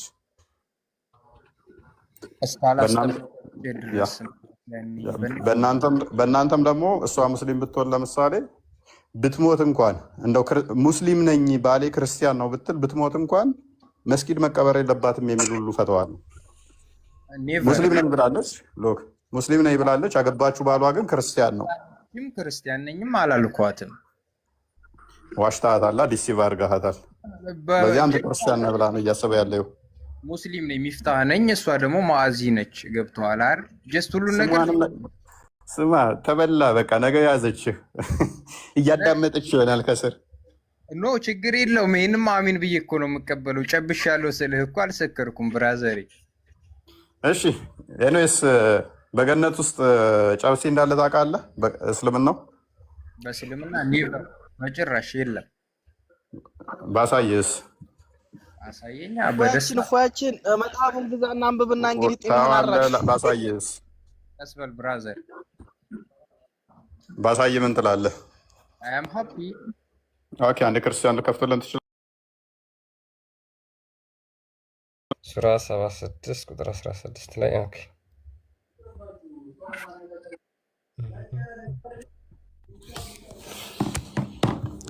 ቸኮልክ እኮ በገነት ውስጥ አገኘው ነበረ ሚፍታ ደረጀ ለስንቻኩልም ገብተዋል። ሀጽነት እናንተ ሳይሆን ፈጣሪ ነው የሚሰጥ። ገብተዋል አይደል? ለእያንዳንዷ ንግግሬ ዋጋ ልከፍል እችላለሁ ነገ ላይ፣ ግን እናንተ ሳትሆኑ አላህ ሱብሃነሁ ወተዓላ ነው የሚያስብልኝ። ኦኬ ቀጥልሽ። ኦኬ እሺ ሱራ 76 ቁጥር 16 ላይ የሆነች ጠጅ ይሰጣቸዋል የሚል እዚህ ጋር አሳልፈዋል። እሱ ቆይ እዚህ ጋር መለካትን የለኳቸው የሆኑ የለኳቸው በሆኑ የብርሃን ብርጭቆች የብር ብርጭቆ ሲልቨር የሲልቨር ብርጭቆዎች ይዘዋወርባቸዋል። በእርሷም መበረዣዋ ዘንጅብል የሆነች ጠጅ ይጠጣሉ። እንግዲህ በእኛ እምነት ዝንጅብል መድኃኒት እንጂ ጠጅ ወይም ወይን አይደለም። ይህ ማዕሩፍ ነው በእስልምና። መበረዣው እኮ ነው ዝንጅብሉ። ምን ያህል ኃይለኛ እንደሆነ አስበው። ዋናው ጠጅ አለ፣ መበረዝ ብርዙ ነው። ብራዘር ህፃን ልጆች አይደለንም። ገብቶሃል? ጀስተኛ ተማሪ ነን። አስተማሪዎችን እዚህ ጋር አምጥታችሁ አታስገቧቸውም። ችግራችሁ እና ለሆድ ህመም ነው እዛ ጠጅ የምጠጡት ማለት የዝንጅብል የምጠጡት። እኔ በዛ ኃጢአተኛ ነኝ እያልኩ ነው። እንደ ሙስሊም እኮ መጠጥ እኮ እንደናንተ ለመድኃኒት ወይም ለእንትን እንኳ አይፈቀድም በኛ ጀለሲ። ገብተዋል አይደል? እና እዚህ ለምንድን ነው የምጠጡት? ይሄን እዚህ ጋር እኮ እኔ እንደጨበሱ እኮ የነገርኩት ለፈጣሪ አይደለም። እዚህ ለፎይ ወይም ለክርስቲያን ለእናንተ ለብራዘር ገባን እኮ ነው። እኛ እሱን እኮ በማድረግህ ምንም ሌላ ነገር እያልን ሳይሆን ምንም ብትሉም የሚቀርን ስብ ወይም እንትን የሚልብኝ ነገር የለም። ኔቨር በጭራሽ። ኧረ እኛ ያላልንም እኮ ሚፍታ እንዴ ለምን ስሜታዊ ትሆናለህ? አይ እኛ እያልን ያለ ነው አሁን እዚህ ምድር ላይ ቸኮልክ ነው። ሰማይ ላይ አለ። እዛ ብትሄድ ይህን ታገኝ ነበር። በሰማይ ቤት እኛ ጋር እንደ አይነት ነገር የለም። መልካም ጽድቅ ስራ ዱንያ ላይ፣ በዛኛው አኬራ ፈጣሪ የሰራሃትን ይመነዳል። መጥፎ ነገር ስራ ፈጣሪ በገሃነብ ያኖራል። ማሩፍ ብራዘር ሚፍታ አሁን እኮ ለው ጠጅ እንደምትጠጣ ሳየን። ያው መበረዣው ጠጅ እንደሆነ እኛ ጋር ትንሽ ወይን ጠጅ ጠጡ ሚል ነበር። የዝንጅብል ይላል። የወይን እኮ አይልም እንደናንተ ጋር የዝንጅብል ነው። ዝንጅብል ደግሞ በዱንያ ላይ ምርጥ መድኃኒት ልክ እንደ ኦኬ የወይን ጠጅ ብቻ ሲሆን ነው ችግር የሚሆነው ማለት ነው። የወይን ጠጅ ስጨብሰው ዱንያ ላይ እያየሁ ነው እንዴት እንደሚያሰክርህ ብራዘሪ።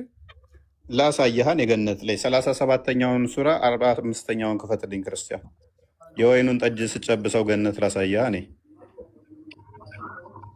37 45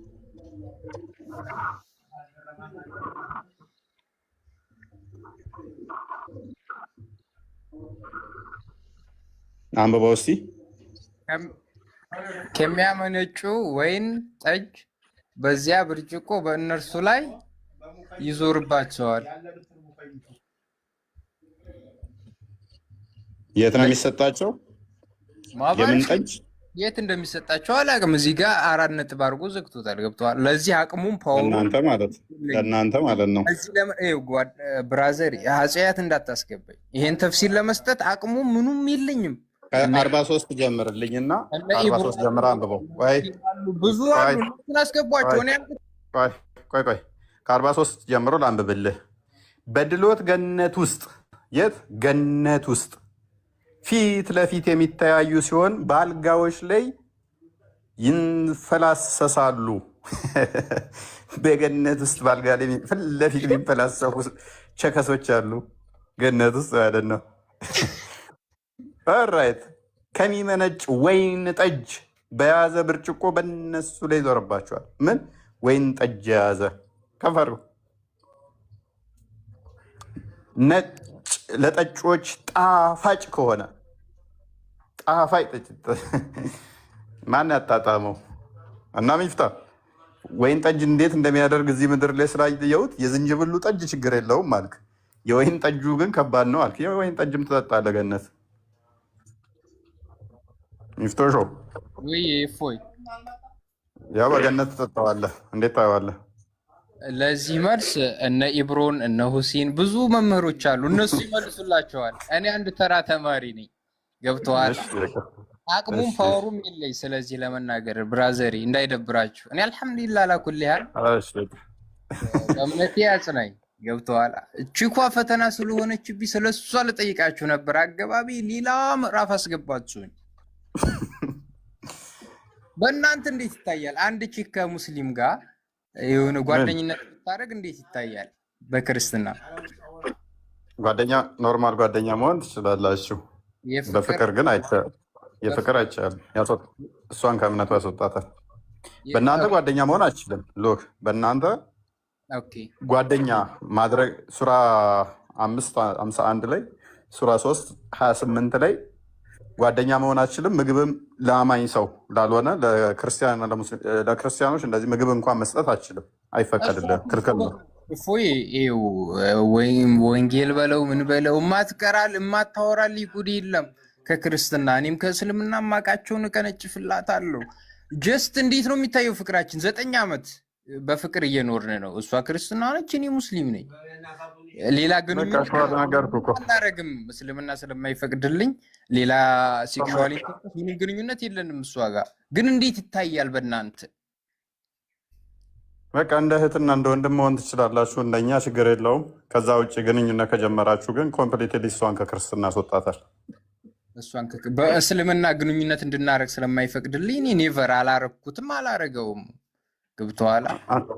አንተማ አማኝ ከሆነ ሌላ ቶፒክ ውስጥ አታስገባኝ። አሁን በቃ እና እንዴት ይታያል? አሁን ወደ ወይኑ ጠጅ ተመለስ። የመጣሁት እንድንማማር ነው እንጂ እኔ ስለ እስልምና አውቄ ምናምን አይደለም። ፈጣሪ ያሳውቀኝ እንጂ እኮ እየነገርኩህ እኮ ነው። እና የሚታየውማ ነገርኩህ እኮ ክርስትናን እስካልተነሳ ድረስ ከአንተ ጋር ትዳር መመስረት ሆነ ምንም አትችልም። እሷ ያስወጣታል ከክርስትና ኮምፕሊትሊ ትወጣለች። እንደዛ ብላ ግን በጣም ጎበዝ ተማሪ አልነገርኳትም አልክ እኮ አልነገርኳትም። እምነቴን እኮ አልክ ቅድም። በጨልሲ ሙድ ሆነ ነው ማለት ነው። ኗር እናት ትሙት እስላም መሆኔን ታውቃለች፣ ክርስቲያን መሆኗን ታውቃለች። ገብተዋል አይደል? ግን ዓለም የቲያትር መድረክ ናት። እፎይ የዓለም የቲያትር መድረክ ናት። ሀብታም የበላው እንዲሰራለት ብዙ መንገድ ሲሮጥ ድሃ ደግሞ የሚበላው ለማግኘት ብዙ መንገድ ይሮጣል። ግን አንድ ነገር ምን አለ፣ እኔ ሁሌ ይከታተልሃለሁ። እነ ኢብሮን እነ ሁሴንን ምናምን አታስገባቸውም። እዚህ ጋር አስገብተህ ታወጣቸዋለህ። ተማሪዎቹን ታስገባለህ። እኛ እንደማናቃቀህ ነው እንዴ? እነሱን አስገባቸው መምህሮቻችን። ሚፍታ አንተ ትሻላለህ ከሁሉም አሁን ከጠራቸው ማለት ነው። አንተ ጎበዝ ልጅ ነህ። ትንሽ ማገናዘብ ትችላለህ። የጠራቸው በሙሉ ማገናዘብ እንኳን የማይችሉ ሰዎች ናቸውና ይሄው በቃ ችግር የለውም። ይብቃን እዚህ ጋር ካንተ ጋር ማሞ። አቤት አቤት፣ ሰላም ነው እፎዬ ብራዘሬ። ሚፍታ በቃ ቆይ ክርስቲያን እንዳት ሚፍታ ሚውት አድርገህ ቁጭ ብለህ ተማር። ምናልባት ተጠምቀህ ክርስቲያን ሆነ ወደፊት ልታገባ ትችላለህ። ኧረ እኔ ጌታን ተስፋ አድርግና በቃ ሚያጋና እንዴቶኛ ኧረ ቆይ በእናትህ ሚፍታ፣ እኛ ስንት ስራ ፈተና አይደለም የተቀመጥነው። ኤኒዌይስ ማሞ አለህ አለው። ምን ነው የነ ኢብራሂም እና የነ ሁሱ? እሺ ጥያቄያችንን ሰምተኸዋል? ጥያቄያችንን ሰምተኸዋል? ምንም ጥያቄ አንድ ቦታ ቆማችሁ አታውሩ። ኦኬ እሺ ልጠይቅህ። ችግር የለውም። ኦኬ ሴት ልጅ በገነት ምንድን ነው የምታገኘው? እናንተ ስራችሁ ምንድን ነው? ቀጥል። ምን ሰራውንማ እያየህ ነው። አይተህ ነው የገባው፣ ልትመልስ ነው የገባው። ቀጥል። ሴት በገነት ምንድን ነው የምታገኘው? ምንም እኮ እየሰራችሁ አይደለም። አሁን ዝም ብላችሁ ቀጥል። ጥያቄ መልስ። ጥያቄውን መልስ። ይሄ ጥያቄ ነው? ኦኬ ጥያቄ አይደለም። በገነት ሄደህ ምን እንደምታገኝ መጠየቅ፣ ስለ ዘላለማዊ ህይወት መጠየቅ ጥያቄ አይደለም። እናንተ ሁሌ ቂጥ ማጠብ እንደዚህ አይነት ነገር ካልሆነ በስተቀር አትመልሱም ማለት ነው። ምን እየሰራህ ነው? ስለ ዘላለማዊ ህይወት ነው እያወራን ያለ ነው። ለዛው መጽሐፍ ገብተን ምንድነው ከመለስክ መለስ አትጨቃጭቃው። እንደ ፕሮፋይልህ ላይ እንዳለው ሰውዬ ለምንድን ነው እኝኝኝ የምትለው?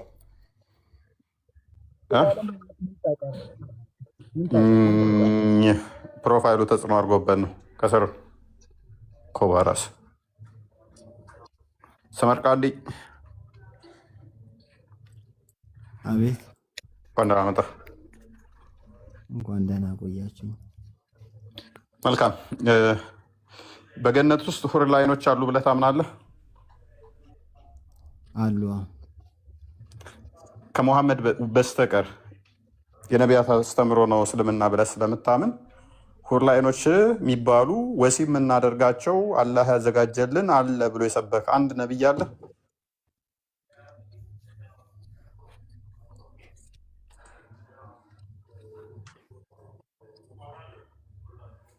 ነው መሐመድ ነው ይህንን ተረት ተረት የተናገረው? አይ እንደዛ አይባልም። ተረት ተረት ሳይሆን ኻስያ የተሰጣቸውም ሊሆን ይችላል፣ ፈድልም ሊሆን ይችላል። ጀነት ስል ማተሽተሂል አንፉሱ ይላል። ነፍሶች የሚፈልገው ነገር ሁሉ አለባቸው ይላል። በጸጋ ማነስና መብዛት የሚባል ሴትን የሚጮክንበት አንግል ምንም የለም። ጠየቀው የነበረውን ነገር ለመልስ ነበር አገባቤ። እሺ እንደዛ ከሆነ እስኪ ሴቶቹ ሁር ላይን ይሰጣቸዋል?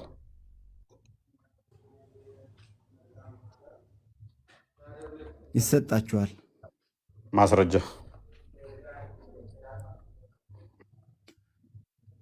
ስለዚህ ወንድ ሁር ላይኖች አሉ ማለት ነው። ማተሽተሂል አንፉሱሁም ወለሁም ፊሃ ማ የደዑን አለ።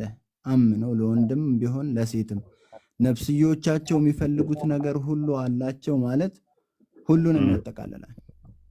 ኦኬ ስለዚህ ሴትን ይጮክናል ብሎ ሳስዬ ችግር የለውም። ስለዚህ ሁር ላይኖቹ ለሴቱ የሚሰጧቸው ወንድ ሁር ላይን አሉ ወይንስ ሁር ላይኖች ሴቶቹ ሴቶች ጋር ምን እንዲያደርጓቸው ነው የሚሰጧቸው?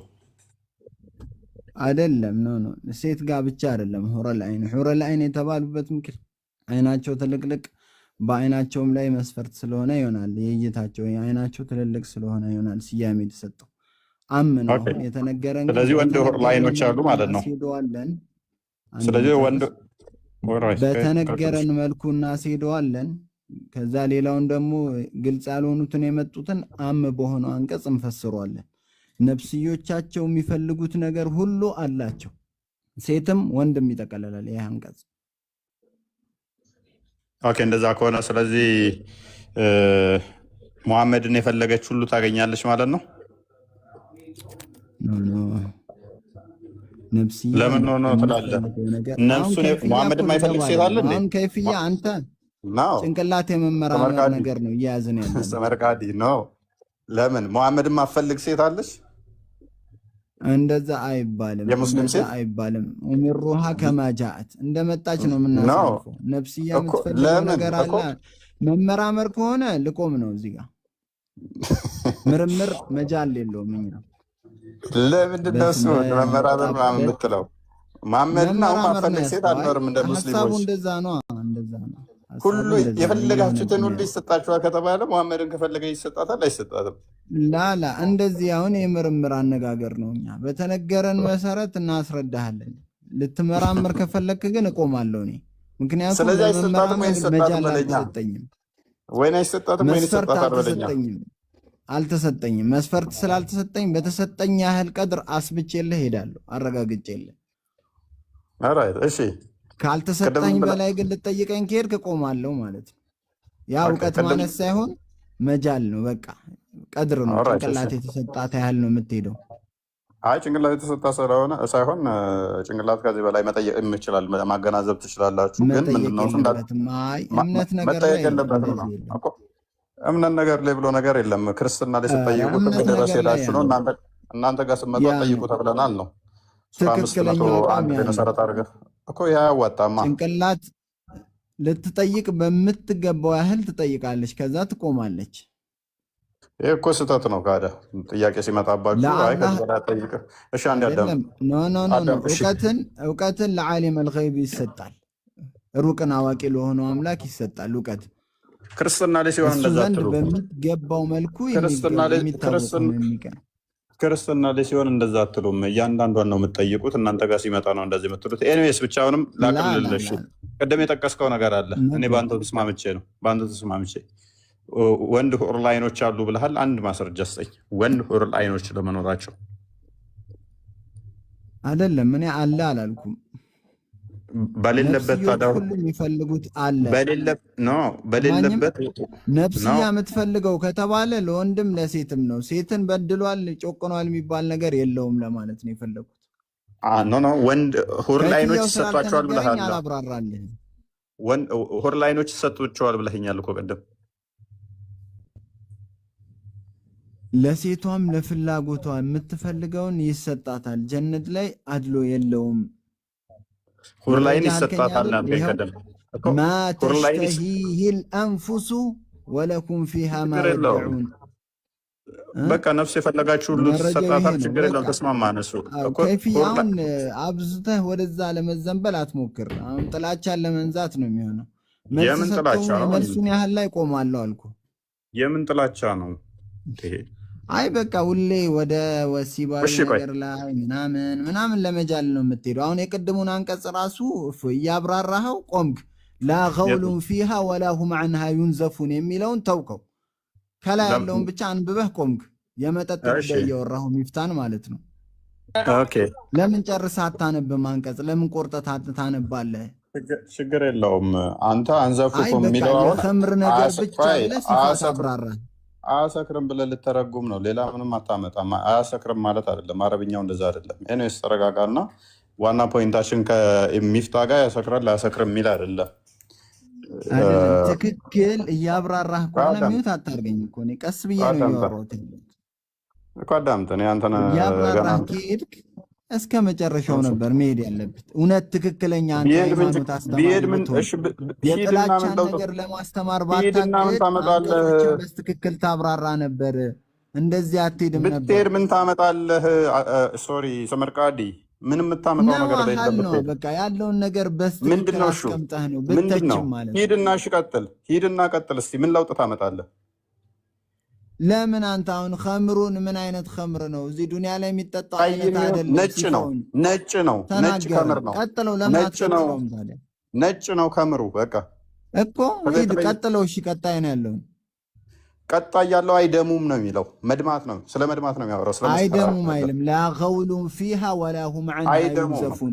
ራስ ምታት ማለት ነው። ማስከርም ራስ ምታትም የለውም አይደሙምም ነው። ለምን በአረብኛ አትረዳኝም? ይዘፉን ነው አይደሙም መድማት አይደለም አይምን መስከር አይደሙም የሚለውን ክፈተው። እሺ መስከር ምንድን ነው እሱ በአረብኛ ገውል ማለት ነው አይደለም። ክፈተው አንዴ ቆይ።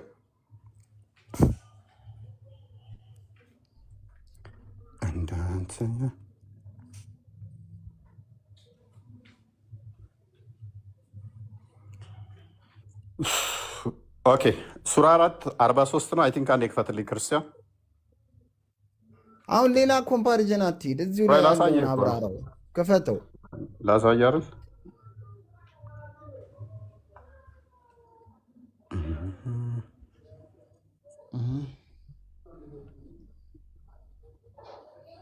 ኦኬ ምን እናንተ ምን ሆናችሁ? እሺ አረብኛውን አድርግለት።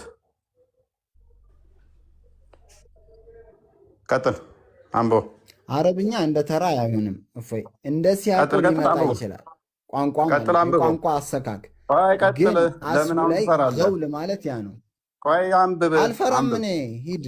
አንብብ። ቀጥል ቀጥል። ሄድሽ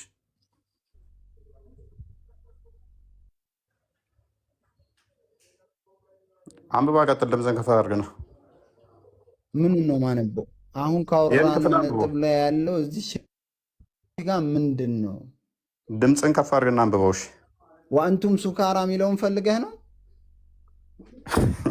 ለምን ወአንቱም አታነበው? ሱካራ የሚለውን ፈልገህ ነው ወይ? ስለዚህ ምን ማለት ነው? እያነበብኩ እኮ ነው። አነበብኩት እኔ። አንተ ምን ማለት ነው? የፈለክበትን ነጥብ ልመጣ ነው። ያ ተግባብተናል፣ ምንድን ተገናኝተናል። ነው እኔ እናንተ የፈለክበት ምን ማለት ነው እኮ? ሱካራ እና ገውል ማለት ገውል እኮ አረብኛ እኮ እንደ ትንሽ አይደለም፣ በጣም አይ የሰፋ ነው። የሰፋ ነው። እውነትህን ነው። በቃ ስካር ስካራን ነው በአረብኛ። ስካር ብሎ መምጣት አለበት ማለት ነው። እዛ ጋር ያ መምጣት አለበት። ባህር ነው፣ ባህር ነው። እሱማስ ዓለም የመሰከረበት ነው። ከሃይማኖት ውጣና የረከሳችሁ ስትሆኑ ስለ ይላል። ቋንቋ አሰካክ የረከሳችሁ ላይ በደንብ አዳም መማር አዳም ማንሳት ጣልቃ ትችላለህ። ትግባ፣ ጣልቃ ትግባ። ኤኒዌይስ ስለዚህ ባልተነሳ አርጉመንት ላይ ራስ መጣ። እኔ በቁርአን ፈስሬ ያኛው እኔን እንጂ አንተን እንደማይረዳ አሳየው። እኔን ይረዳል ብለህ የምታስብ ከሆነ ኧረ በደንብ ከገነት ነው ውጭ ይረዳል። ያውቃል። ቆይ ለገውሉን ቆይ ፊሃ ለምን ቆይ ራሱን ቆይ አንድ አዳምጥ። ከገነት ውጭ ያ ቦታ ላይ ለስካር የዋለበትን የቁርአን ክፍል ጥቀስልኛለህ። አመኑ ላ ተቅረቡ ሰላተ ወአንቱም ሱካራ ሐታ ተዕለሙ ማ ተቁሉን ወላ ጁኑበን ኢሊ ሰቢልን ሐታ ተግተሲሉ። ነዓም አላህ ይጠውል ዑምረክ፣ አላህ ይጠውል ዑምረክ። ያ ኩያ ሚፍታ እንደ ሚፍታ ወኢን ኩንቱም መርዳ አው ዐላ ሰፈሪን ምን ላርግልህ? እንትና እንደ ሚውታርግ ሚፍታ ቀጥል። እሺ ስለዚህ ያንኛው ቃልና እዚህኛው ጋር የተጠቀሰው ለስካር ምን ልበልህ? ተመሳሳይ ነው። ያ አዩሃ አለዚነ አመኑ ላ ተቅረቡ ሰላተ ወአንቱም ሱካራ ሐታ ተዕለሙ ማ ተቁሉን ወላ ጁኑበን ኢላ ዓቢሪ ሰቢልን ሐታ ተግተሲሉ። ይሄ ሁክም ነው የሚናገረው። የሰከራችሁ ሁናችሁን አትግቡ። ስካር ማለት እዚህ ጋር በግልጽ መጥቷል ለፍዙ። ገውል ማለት ደግሞ በቋንቋ ስክክት፣ አንተ በአረብኛ ቋንቋ ስክክት ሂድና እየውና እንፋረድ፣ ችግር የለም። ኖ እዛ ጋር ከና አንተ ያልከው የለም እኮ ሲጀመር ምን የለም የሌለው የለም። አንተ የምጠቅሰው ክፍል የለም። አንድ ክፈትለት። ሱራ 56 19 የትኛውን ነው የጠቀስከው አንተ? ገውል ማለት ያው ነው። ላ ገውሉን ፊሃ ወላ ሁም ዐንሃ ዩንዘፉን ይላል። ማስከርም የላትም ራስ የንዘፉን የሚለውን ቃል አለ ምታትም። እቺ ስካር ብላችሁ የምትጠጣው የምትረጉሙት የጀነት ኸምር የምትጠጣው በስም መመሳሰል ነው። እሺ ገውል የሚለው የትኛው ቃል ነው? እዚህ ውስጥ ገውል የሚላለው አክቹዋሊ ስካር ብላ የተረጎምከው ቃል የትኛው ነው? የቅድሙን ሂድ፣ የቅድሙን ክፈተው። የጀነት ውስጥ ያለ ይኸው ከእርሱ እንትን በጅንጅብል ከእርሱ አይደለም። ሱረቱ ናስ ይህንኛውን ፍታው። እሺ ውስጥ ክፈተው። ይህም ፍታው። ከራስ ምታት ተመሳሳይ ነው አይደለ? ያኛውም ከራስ ላ ምታት አገኛቸው ዩሰደዑ ዐንሃ ወላ አይሰጥሩም ብሎ ዩንዘፉን። ይኸው ጭንቅላት የዘፉን የሚለው ስካር ነው የሚለው ይህንን ተመሳሳይ ቃል ነው። ራስ ምታት አያገኛቸው ምንድን ነው ስካር የለው? የሚለውን እንደዛ ላ እንደፈታችሁት ዩሰደዑ ማለት ማለት ጭንቅላትን አይከፍልም፣ ራስ ምታት የለውም። ዐንሃ ወላ ዩንዘፉን። እሺ ምን ማለት ነው? ኢንዛፍም ማለት ያው ነው። ምን ምንድነው? ያው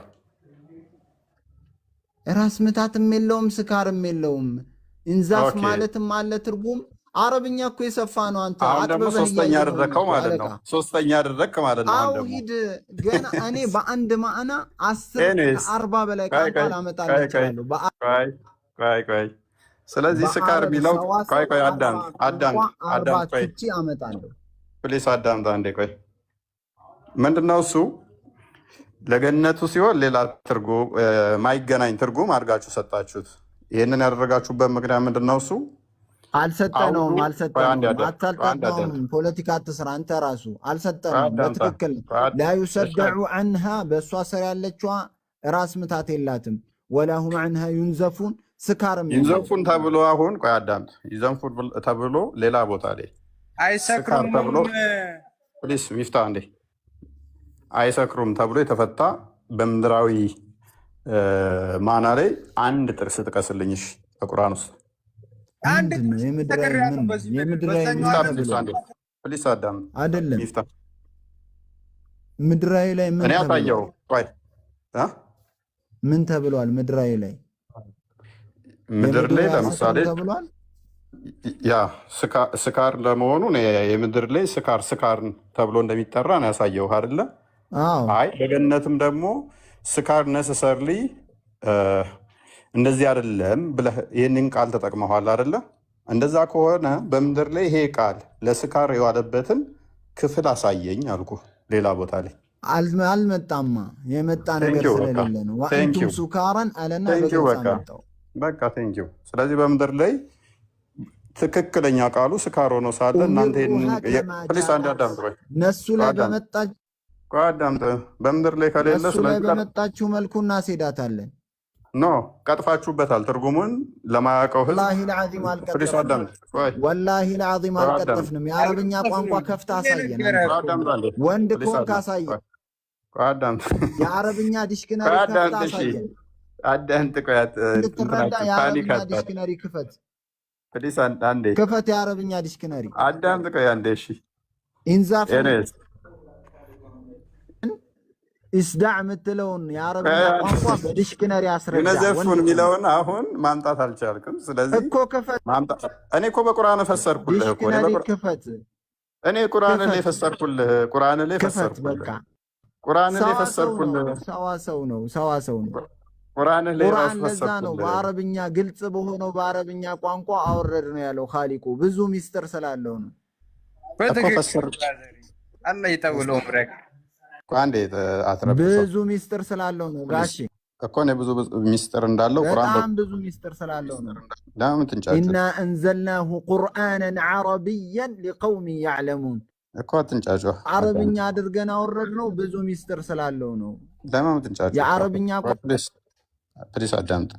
ቋንቋዎች እንደ አረብኛ እንደ አረብኛ የሰፋ ቋንቋ እንደ አረብኛ የሰፋ ቋንቋ ምንድነው? ሊሞት ነው እንዴ? አረብኛ ሚስጥር አለው። ሚስጥሩን ደግሞ እኮ እያወጣው ነው። ለምን እሞታለሁ? ግልጽ ነገር ነው እየነገርኩ ያለሁት። እውነት እኮ አስጨርሰኝ እኮ አንተ አሁን ስለ ቋንቋ ስለ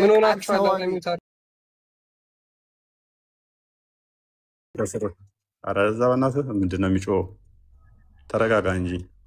ኤኒዌይስ ዋና ፖይንታችን እኛ ይህ አልነበረም። እንደዛ የምትሄድ ግን እኔ በቃሉ ልጫወትብህ እንደምችል ላሳየህ ነው። የለም ብለህ ከመሰከርክ በኋላ ቋንቋ ብዙ ነው፣ ሰፊ ነው። አንተ ለምትፈልገው የሆነን ቋንቋ እንደፈለገ የምተረጉም ከሆነ ሌላ ቦታ ላይ ደግሞ እንደዛ ማይውል ከሆነ ውሽዝ ዲሲቭ እያደረጋችሁ መሆኑን ሰውን ማሳያ ነው። ሰዎችን እያጭበረበራችሁ እንደሆነ ሌላ ቦታ ላይ የትም ቦታ ላይ ይህንን ቃል ለስካር ማትጠቀመው ከሆነ ገነት ላይ ሲሆን ግን ይህንን እንጠቀማለን ብለህ ካልክ ሰዎችን እያጭበረበርክ ነው ማለት ነው። ሰዎችን እያታለልክ ነው። ይህ ግልጽ የሆነ ሰዎችን የማጭበርበሪያ መንገድ ነው። ኤኒዌይስ